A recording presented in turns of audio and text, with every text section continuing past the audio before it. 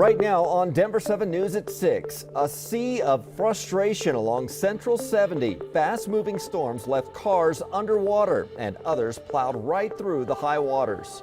I'm Denver 7's Christian Lopez. The tunnel looking a little drier this morning, but check out all the mud left behind. We are getting answers from CDOT ahead of your morning commute. I'm Katie LaSalle, and the flood watch is over. We're in for a drier and warmer start to the week. I'll take you through the full forecast still to come. Summer vacation is over for students in Douglas County. These buses will be back out on the roads today. We're taking a closer look at the new project coming to the district this school year. And some parents will be sending their kids off to school for the first time. We're talking to a kindergarten teacher for some simple steps to success. Oh, an exciting and a big day for so many families out there. First day of school as we take a live look from our Mile High camera this morning. Beautiful sunrise over downtown, but what a different scene it was last night. A really scary situation after some torrential downpours. Take a look at this video of traffic backed up for miles as the Central 70 construction project flooded. Some of the waters were up to car doors. Some drivers just abandoned their vehicles on the road. You could see several on cell phones trying to figure out how to get out of there. Others just plowed right through. Obviously not something we recommend, but certainly you don't want to get stuck and have to be rescued like some firefighters had to do with children on their shoulders. So we have team coverage this morning. Denver 7's Christian Lopez is back out at the tunnel, taking a look at the muddy mess left behind. Colette Bordelon is here with a look at the storms and how it's impacting the morning commute still. But we want to start with you, Katie, because thankfully conditions have dried out, but it's the remnants of it are still seen on the highway. Yeah, what a scene, and a lot of downed tree branches and damage to pick up, even some pooling water in spots still. But this morning, yes, it has dried out here across the metro area. Mostly clear skies, but relative humidity still around 93%. So it's a little humid out there with wind sustained from the southeast just at 8 miles per hour. Temperatures nice and mild in the low 60s. A lot of clearing where we stayed mainly dry into the mountains yesterday, but the flood watch that was in effect for the entire I-25 corridor has expired. This morning we are still seeing a little moisture down south toward the border near Trinidad over the southeastern plains. Will clear out across the state over the next couple of hours. Temperatures right now are in the high 50s, low 60s over the Front Range and eastern plains. Big morning for Douglas County school kids. Going back will be in this low 60s, and later on this afternoon just a 20% possibility of an isolated storm. Much drier though today all across the state, Colette.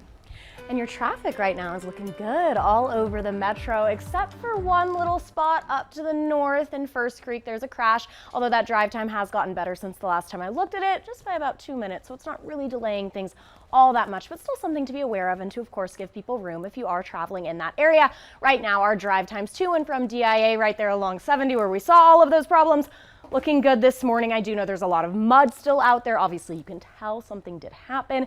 Take a look at some of this viewer video. This is from Colorado Boulevard, so not along 70, but you can see that water so high. That is something I would not drive through. Personally, this is viewer video that we were sent, so you can tell just how destructive that was, and we're going to get a live look at that coming up here really soon. Thank you, Colette. Well, we've been showing you the images of this horrible flooding, a tense situation along the Central 70 project zone last night. We want to give you a look at how conditions are this morning because there is still some mud and some remnants of the flood there. Want to bring in Denver 7's Christian Lopez to show us kind of what you're seeing, and you know that it's just dangerous and slippery out there. It is, and I'm a little messy this morning because that mud got me earlier today. We can show you that mud right here behind us. We've also seen 2 abandoned vehicles. We don't know the story behind them, but this car right here, you can see that mud all around its tires. There's also a van out there in the distance, if we can zoom in to that as well. Scary moments for people who were trapped out here yesterday. Let me show you some video of what it looked like just hours ago. Right now, traffic is moving along normally, but it was a whole different story last night. People were stuck in that water. They were standing outside of their cars because there was nowhere for them to go. We talked to one man who was driving along I-70 when water suddenly went over his car on York Street, and because it was raining so hard, he told us that he couldn't even see right in front of him. He had to escape that flooding through his window. The people over there helped. So, and he said, don't move, don't move. So, and I have my window down, so, and he tried to open that door, but that door, they can't open. So I just got out from that window, It's insane. It's crazy. And this all happened in an active construction site here at the Central 70 project. CDOT says that they're looking into exactly what caused that flooding, and they'll fix any issues within their system if they find any problems to prevent this type of thing from happening again. Live this morning, I'm Christian Lopez, Denver 7. Yeah, we know still a lot of questions this morning. Thank you, Christian. And to help answer some of those questions, we want to bring in Stacia Sellers. She is the Central 70 Communications Manager for CDOT. Stacia, thank you so much for joining us early this morning. First question right off the bat, this is a new construction area. A lot of people are excited about seeing the progress made, but how does this happen with the flooding so bad last night? Yeah, so we need to conduct a thorough investigation to see what exactly happened. Was there a system failure? Was there mud coming down from our construction site off of 46 South Avenue, as it hasn't been paved yet? I think the number one thing to remind motorists is that this is still an active construction zone. Our systems aren't 100% complete. Just as any construction project that's in an interim phase, you run a risk of potential flooding in a construction zone, but we're still going to conduct a very thorough investigation to see exactly what happened. Right. And explain how these pumps, because there's so many state-of-the-art safety measures with these tunnels and in the construction zone, how are the water pumps supposed to work? Yeah, so they are supposed to work as essentially a straw. So they will suck the water out of the lower section of I-70 and it'll be pulled to an off-site pump station. So then from the pump station, that's where it goes through a water quality process and then moved out of the tank. And if the water is clean, it'll go back to the South Platte River. So that is the ultimate function for the pump station and for our pumping equipment. And we know this is an active construction zone. Does the contractor Kiewit have a role here in the cleanup and the remedy situation? Yes, so they have the lead role on this. So they are going to be the ones that are conducting the investigation alongside two subcontractors to see exactly what happened. They are also going to be doing cleanup efforts. So that's the other thing with active construction. We have our crews on site and ready to mobilize to start pumping out water. If our systems, as I said, aren't 100% complete yet, so we need to have that additional support from our contractor to pump out manually the water from the flooding. I don't think we have rain like that today in our forecast, but should we see another rain event like this, what do you tell drivers and families that, the hundreds of thousands that traverse this section of I-70 each day? Yeah, so as I said, we're going to conduct our thorough investigation. We're going to see exactly what happened and try to remediate that as quickly as possible. So in the event of a future rainstorm, especially the heavy downfall that we saw yesterday, this doesn't happen again. However, if you do see flooding, it is strongly encouraged to not drive through the flooding. You're putting yourself at risk, as well as other motorists and rescue teams. So really make sure that you're stopping before you get into flooding. We can see, even if you think that it's minor flooding, you just never know. So please make sure that you stop before you get into flooded areas. And this is for statewide roads. Yeah. Certainly a situation we know no one wanted, including CDOT and Kiewit, the contractor there, and we know you will be working hard to figure out a solution to this. So thank you, Stacia Sellers, for joining us this morning. And a reminder, you can find the forecast whenever you need it. Right now, just download the Denver 7 Plus app. We have a 24/7 weather stream there. You can get it for free on your streaming device. Well, wild weather is not stopping kids in Douglas County from returning to class today. It is the first day of school that some kids have been dreading because it means the end of summer break. Others are excited to get back to class and see all of their friends. Denver 7's Veronica Acosta is live in Castle Rock this morning because some of the first school buses are heading out on their routes. Slowly but surely, we're starting to see those bus drivers trickle in. Not too long now until we start seeing some of these buses. You can see at least one there with its headlights on. Some others kind of slowly starting to move out of those parking spots to go out on those routes and start picking up those students. And that's a really big job, right? We're talking about hundreds of students, getting them back into classrooms. And of course, like you mentioned, this is Douglas County, Colorado's third largest school district with 89 schools. They are all heading back today. We're talking about roughly 64,000 students a part of the district. It is the largest employer in Douglas County with about 8,500 employees.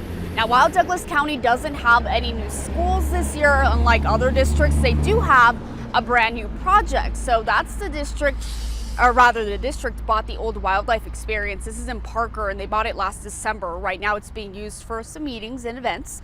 It's right now being called the DCSD Legacy Campus, and when it opens to students, that's going to be next year, it's going to be used for career technical education and work-based learning experiences. So while today is a really exciting day, it's back to school. Next year, they'll have some more exciting things to look forward to as well.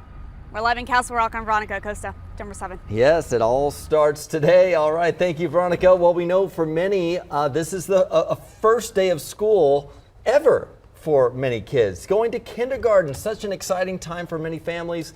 Denver 7's Danny New joins us on the morning team this morning for this big day, sending kids off to kindergarten. You spoke to a teacher for some advice to just make everyone feel nice and comfortable on the first day. Yeah, well, Brian, I know you have a child start off kindergarten. I do. I have a 5-year-old starting kindergarten today. Oh my gosh. And it's all about just making sure they know where the classroom is. They've met the teacher. They dropped off their school. So there's so much to think about. Yes. And at the same time, it's a sentimental time for the parents. It is. We'll make sure that they also know some other things. Definitely finding the class. That's a good one because, you know, it is kind of hard when you want your kid to be prepared, when you send them to kindergarten for the first time, you're like, okay, what do they need to learn before they go off to learn, right? What do I have to show them? Well, I spoke with the kindergarten teacher named Mrs. Halligus at Vassar Elementary in Aurora, and here are some of her biggest tips for parents. Number 1, either teach your kids how to tie their shoes or get them Velcro, maybe zipper shoes as well. Just saves the teacher a lot of time. Number 2, put labels on their clothes and materials because they can lose them. Anything's possible. You know that. Number 3, figure out a neighbor, maybe a sibling they can sit with on the bus ahead of time because no one likes that feeling. You remember that feeling getting on the bus, not knowing who to sit with. Number 4, make sure they know how to unpack their lunch. Because when you think about it, they haven't actually unpacked their lunch before in their life. Well, so hand it to them. Yeah, exactly. So now they need to know. And actually, Mrs. Halligus identified a specific lunchbox staple that tends to be the trickiest. And things like knowing how to unpack their lunch, like Capri Suns are always a struggle for the first few weeks or things like that. Those are always really helpful things for us as teachers. Is it the idea of piercing the pouch? It's like a harpoon almost. Right. Yeah, a lot of them have never opened their own lunch. Right. Yeah, I didn't even think about that. It's like an intro to spearfishing, right? To get that in that little hole, it's impossible Well, sometimes. it's amazing how the littlest things, like not being able to get your shoe on right or not being able to drink, your drink at lunch juice box can derail your entire day. Yeah. And you just want it to go smoothly. You want it to have a good experience. That's why we spoke to teachers to get to know the little things, including the very little hole in their juice box and lunch in general. Well, we hope it's a great first day for all the students out there and the teachers as well. And we want to see your back to school photos. You can share how your kids are getting ready on Denver 7's Discover Colorado through your photos Facebook page and tag us at the Denver Channel on Twitter. We want to see your little ones and all the excitement for the first day. Well, a bill on inflation and climate change and more is now headed to the U.S. House, and a Colorado congressman is already showing his support for it. Also, 2 major airlines are cutting back at Denver International Airport. What you need to know before you make your next travel plans. And this is a dream job. Literally, you get paid to nap. The tough assignment one mattress company has for you.